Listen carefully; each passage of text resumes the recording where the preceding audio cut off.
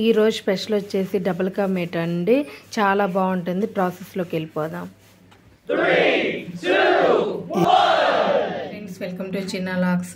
చూడండి, ఈరోజు చేసుకునే రెసిపీ వచ్చేసండి డబుల్ కా మీట్ అండి. చాలా బాగుంటుందండి. చాలా ఈజీ ప్రాసెస్లోనైతే చేసి చూపిస్తానండి.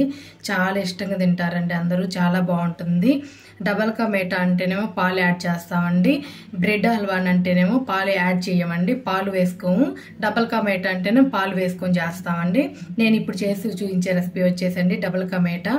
దానికోసం కావాల్సినవండి ఇదిగోండి, నేను 8 బ్రెడ్ ముక్కలను అయితే తీసుకున్నానండి. చూడండి, 8 అయితే తీసుకున్నానండి. ఒక కప్ అయితే మెజర్మెంట్ కప్పులతో ఒక కప్ అయితే ఒక షుగర్ని అయితే తీసుకున్నానండి. చూడండి, ఒక కప్పు తీసుకున్నానండి. ఇదిగోండి, డ్రై ఫ్రూట్స్ మీకు నచ్చినవి వేసుకోండి. నేను జీడిపప్పు, బాదం పప్పు, కిస్మిస్ అయితే తీసుకుంటున్నానండి. ఇదిగోండి, డబల్ కా మీఠా అన్నాను కదండి, దాంట్లో అయితే ఖచ్చితంగా పాలు యాడ్ చేస్తామండి. అందుకనే మనం షుగర్ ఎంతైతే తీసుకుంటున్నామో దానికి హాఫ్ కప్ అయితే పాలను అయితే తీసుకుంటామండి. ఒక కప్పుకి ఒక కప్పు షుగర్కి ఒక కప్పు వాటర్ని వేసుకుంటామండి. అదే కప్పుతో హాఫ్ కప్ అయితే పాలను అయితే తీసుకుంటామండి. పాలను అయితే హీట్ చేసుకోవాలండి. కార్చి చల్లార్చిన పాలు అయితే తీసుకోవాలండి. ఇదిగోండి, ప్రాసెస్లోకి వెళ్ళిపోదామండి. బ్రెడ్ ముక్కల్ని అయితే తీసుకొని పక్కనున్న బ్లాక్ పాట్ని అయితే తీసేసుకుందామండి. ఇదిగోండి, ఇట్లా తీసేసుకుందామండి. ఇదిగోండి, సైడ్ ఇవన్నీ ఇట్లా తీసేసుకుందాము. చూడండి,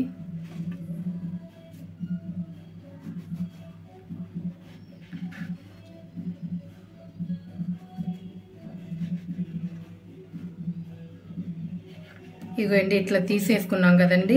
ఇది 4 పార్ట్లు బాగానైతే కట్ చేసుకుందామండి. చూడండి, ఇట్లా అయితే కట్ చేసుకుందాము. వేయించుకోవడానికి చాలా ఈజీగా ఉంటుందండి. ఇట్లా బిల్లలుగా కట్ చేసుకుంటేను. మిగతావన్నీ కూడా అట్లనే కట్ చేసుకుందామండి.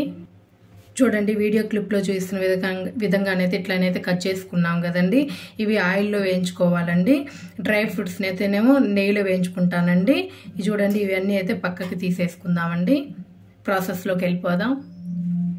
చూడండి, డబల్ కా మీఠా కోసం అయితే నేను ఒక కళాయిని అయితే పెట్టుకున్నానండి. డ్రై ఫ్రూట్స్ని అయితే వేయించుకుందామండి. కళాయిని హీట్ చేసుకోవాలండి. చూడండి, ఒక కళాయిని అయితే పెట్టుకున్నాం కదండి. కళాయి హీట్ అవ్వాలి.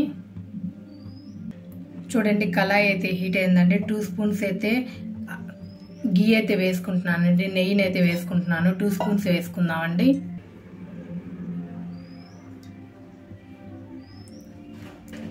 నెయ్యి హీట్ అయిన తర్వాత అయితే డ్రై ఫ్రూట్స్ని అయితే వేయించుకుందామండి. ఇదిగోండి, డ్రై ఫ్రూట్స్ని అయితే వేయించుకుందామండి. ఫస్ట్ జీడిపప్పు, బాదం పప్పుని అయితే వేయించుకుందామండి.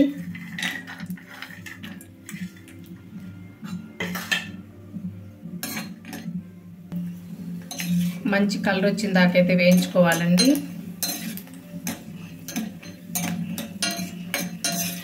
ఇదిగోండి, లైట్గా కలర్ చేంజ్ అవుతుంది కదండి. ఇప్పుడు కిస్మిస్ని అయితే వేసుకోవాలండి. ఇదిగోండి, కిస్మిస్ని అయితే వేసుకుందాము.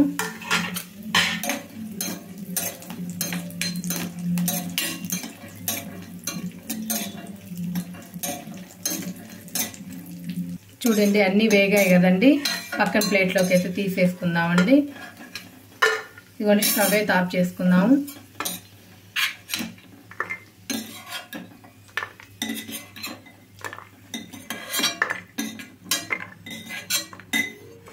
ఇదిగోండి, అన్ని ఇట్లా తీసుకొని అయితే పక్కన పెట్టేసుకోవాలండి. బ్రెడ్ ముక్కలు వేయించుకోవడానికి అయితే ఒక కళాయిని అయితే పెట్టుకున్నానండి. ఆయిల్ని అయితే పోసుకొని ఆయిల్ హీట్ చేసుకుందామండి. చూడండి, ఆయిల్ని అయితే పోసుకున్నానండి. ఆయిల్ బాగా హీట్ అవ్వాలి. చూడండి, ఆయిల్ అయితే హీట్ అయిందండి. ఇదిగోండి, బ్రెడ్ ముక్కల్ని అయితే వేసేసుకుందాము. మంచి గోల్డెన్ బ్రౌన్ కలర్ వచ్చేటట్టు అయితే వేయించుకోవాలండి. ఆయిల్కి సరిపడా అయితే వేసేసుకుందామండి. ఒకవైపు కాలంగానే రెండో వైపుకి అయితే తిప్పేసుకుందాము.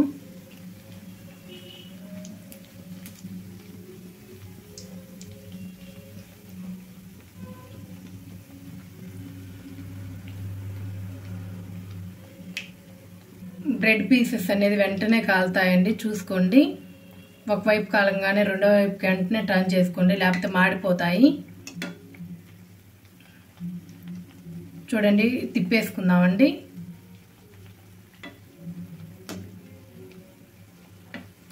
ఇదిగోండి అన్ని ముక్కలు కూడా ఇట్లానే తిప్పేసుకుందాము.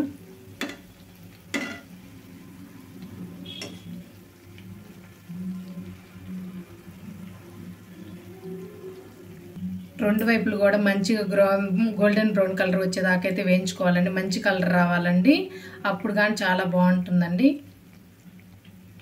చూడండి ఇట్లా వేగితే సరిపోతుందండి. ఇప్పుడు అన్నీ తీసేసుకుందామండి. ఆయిల్ రాకుండా మొత్తాన్ని అయితే తీసేసుకుందామండి.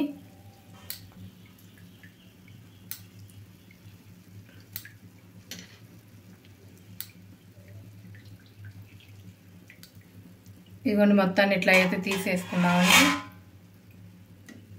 ఆయిల్ మొత్తాన్ని అయితే వంపేసుకోవాలి. ఇదిగోండి వేరే ప్లేట్లోకి అయితే తీసేసుకుందామండి. చూడండి ఇట్లా వేగినాయి. అన్నీ కూడా ఇట్లానే వేసేసుకొని వేయించుకుందామండి.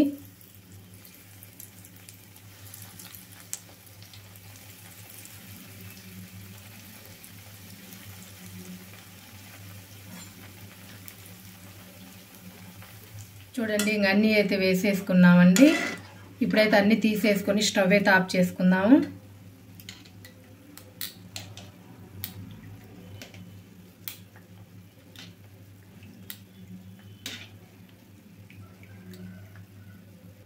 చూడండి అన్నీ అయితే తీసేసుకున్నానండి. ఇంక స్టవ్ అయితే ఆఫ్ చేసుకుందామండి.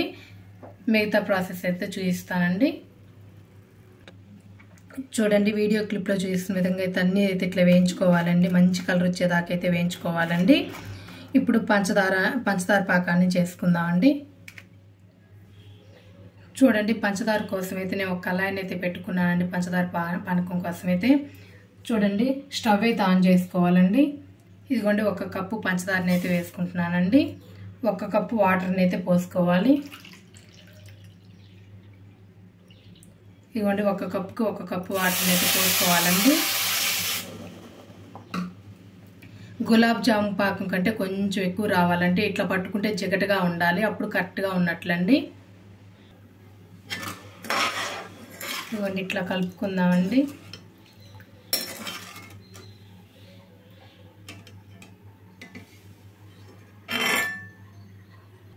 నేను 8 బ్రెడ్ ముక్కలండి తీసుకున్నది. దానికి 1 కప్ అయితే సరిపోతుందండి. మీరు ఏ కప్పు తీసుకున్నా కానీ ఒకే మెజర్మెంట్ పెట్టుకోండి. 1 కప్పుకి 1 కప్పు వాటర్ అయితే కరెక్ట్గా ఉంటాయండి.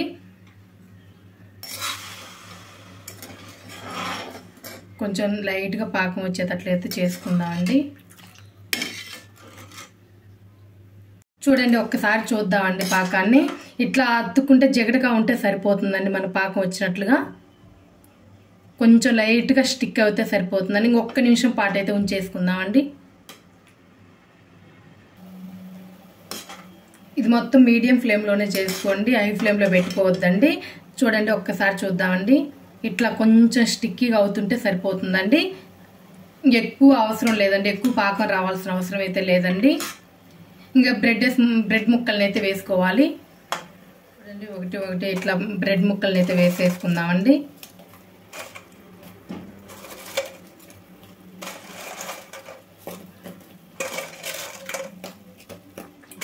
మీడియం ఫ్లేమ్లోనే పెట్టుకోండి, హై ఫ్లేమ్లో పెట్టుకోవద్దండి. పంచదార పాకం అనేది బ్రెడ్ ముక్కలకి బాగా అబ్జర్వ్ కావాలండి. ఇదిగోండి అన్నీ ఇట్లా వేసేసుకున్నాం కదండి.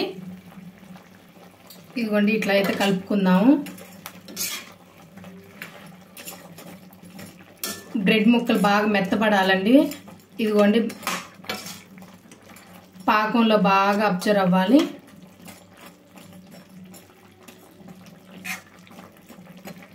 మీడియం ఫ్లేమ్లో పెట్టుకొని బాగా ఉడికించుకోవాలండి.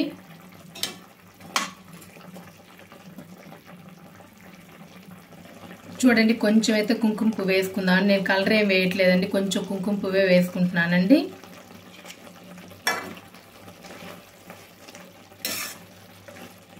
ఇట్లా బాగా కలుపుకొని అయితే ఉడికించుకోవాలండి.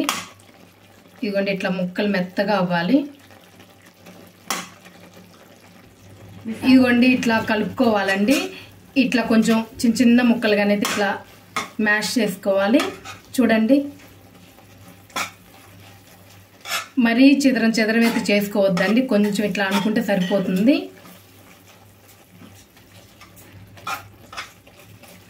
ఇట్లా దగ్గరికి అయింది కదండి. ఇప్పుడైతే పాలు పోసుకుందాము. చూడండి ఇట్లా ముక్కలు ముక్కలుగా ఇట్లా చేసుకున్నాం కదండి. ఇప్పుడు పాలను అయితే యాడ్ చేసుకుందాం. చూడండి నేను ఆ కప్పుతో తీసుకున్నానని చెప్పాను కదండి. ఒక 1/4 కప్పు వరకు అయితే పాలను తీసుకుందామండి. 1/2 కప్ కానీ 1/4 కప్ కానీ తీసుకోండి. నేనైతే 1/4 కప్ అయితే తీసుకుంటున్నానండి. చూడండి పాలను కూడా వేసేసుకుందాము. ఇవన్నీ బాగా కలుపుకోవాలి.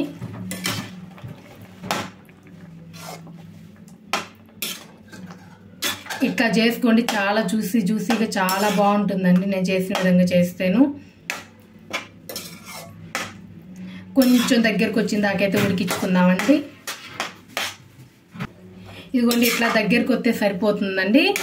చూడండి పాలు పోసిన తర్వాత ఎంత బాగుందో. మనం కోవా వేయకపోయినా ఇట్లా వచ్చింది చూడండి. ఇట్లా వస్తుందండి, చాలా బాగుంటుంది. ఇప్పుడు డ్రై ఫ్రూట్స్ వేయించి పెట్టుకున్నాం కదండి నెయ్యిలో, అవి కూడా వేసేసుకుందామండి. చూడండి ఎంత బాగుందో, చాలా బాగుందండి.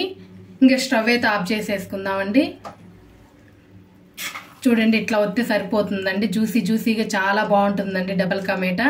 నేను చేసిన విధంగా అయితే ఒక్కసారి చేసి చూడండి, చాలా బాగుంటుంది. నా వీడియో కనుక నచ్చినట్లయితే లైక్ చేయండి, షేర్ చేయండి, కామెంట్ చేయండి. ప్లీజ్ సబ్స్క్రైబ్ చేసుకోండి. Thank you.